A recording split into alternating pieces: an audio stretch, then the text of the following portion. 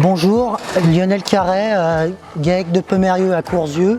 C'est un GAEC familial associé avec ma femme et mon cousin. On a également une salariée à plein temps à la fromagerie et un salarié qui est là pour les cultures. L'exploitation elle a à peu près 120 hectares. C'est très en pente chez nous et très séchant. Nous avons 70 vaches laitières, essentiellement de race Montbéliarde, avec quelques Primaustein. Nous avons également un troupeau de chèvres. La totalité du lait de chèvre est transformée pour la vente directe. On fait 3 marchés de détail et également 2 magasins de producteurs. À peu près un tiers du lait de vache est transformé en vente directe et le reste est vendu à la coopérative de Sedial.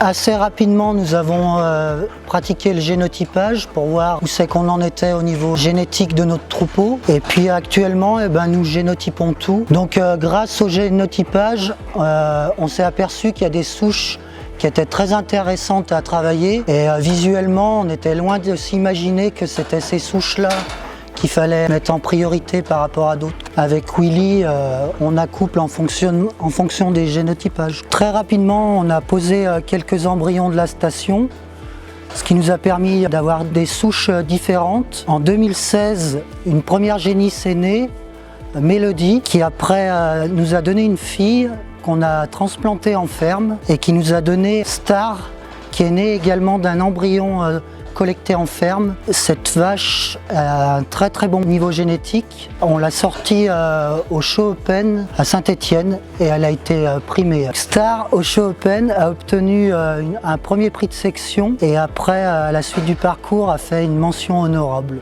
En tout, une quinzaine d'embryons de la station ont dû être reposés sur l'exploitation. Parfois sur chaleur naturelle, sur des animaux qui n'avaient pas de très bon potentiel génétique. Une fois, on a fait une collecte en ferme. Par malchance ou par bonne chance, on a eu qu'un embryon. Du coup, on a reposé 3 embryons de la station qui ont tous repris.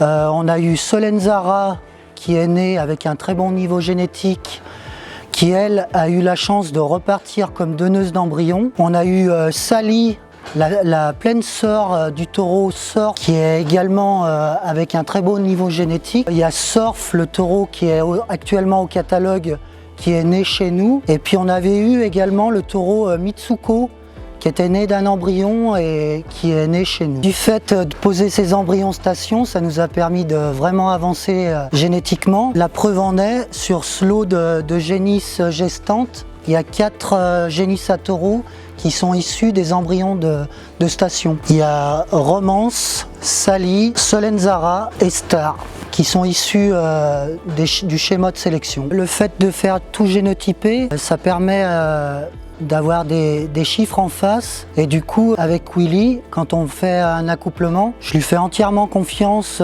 sur le choix du taureau. Ça permet d'avoir des nouveaux taureaux assez rapidement. Aujourd'hui, on est vraiment satisfait de notre niveau génétique, de notre aspect visuel du troupeau. Dans la famille, on est passionné de génétique et de concours. Ma fille ici présente et puis mon garçon Benoît sont passionnés de concours et aiment bien présenter des animaux. Depuis 2018, quand on a commencé à génotyper, on a tout de suite détecté énormément d'animaux qui ont pu intégrer le schéma de sélection. Lionel a parlé de l'évolution de la génétique sur le troupeau. Aujourd'hui, en 2022, c'est 25 génisses génotypées à plus de 158 points d'ISU. Une évolution qui est très favorable.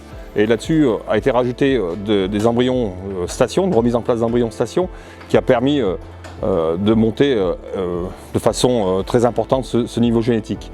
Quand on parle des embryons de station aussi, il y a des choses qui ont beaucoup bougé très rapidement, puisque est né, comme l'a dit Lionel, Mitsuko et Surf, les 2 taureaux qui sont proposés au catalogue aujourd'hui.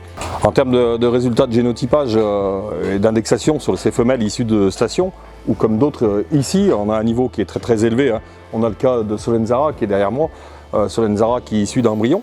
Et au vu de son indexation très favorable avec son 1400 kg de lait et son 178 points d'ISU, c'est une femelle qui a réintégré elle-même la station pour avoir un parcours donneuse en 2022. On a aussi la pleine sœur de Surf qui s'appelle Sally, qui est au même niveau d'indexation avec son pratiquement 1500 kg de lait. Bon, aujourd'hui, la chance qu'on a sur l'exploitation, en plus de ces embryons de station, une souche qu'on a travaillé depuis très longtemps sur l'exploitation, depuis 4 générations, grâce au transfert embryonnaire aussi. Avec un tel niveau d'indexation, aujourd'hui, derrière nous, on a un box constitué exclusivement de femelles qui sont qualifiées génie Satoro dans le schéma de sélection Imotest. Aujourd'hui, pour moi, c'est la Rolls-Royce, c'est pas souvent qu'on peut trouver ça, quoi. Avec un tel niveau génétique, on a 30 femelles qui sont indexées à plus de 160 points d'issue, bien plus que ce qu'on a besoin pour le renouvellement. En tous les cas, on fait le maximum en parfait accord avec l'éleveur pour choisir ces animaux. Pas toujours facile au vu de la complexité du système. On a 80% des femelles qui sont en semences sexées, ça c'est une certitude, et par contre, on a 20% des accouplements qui sont réalisés dans le cadre du schéma de sélection pour des femelles à taureaux.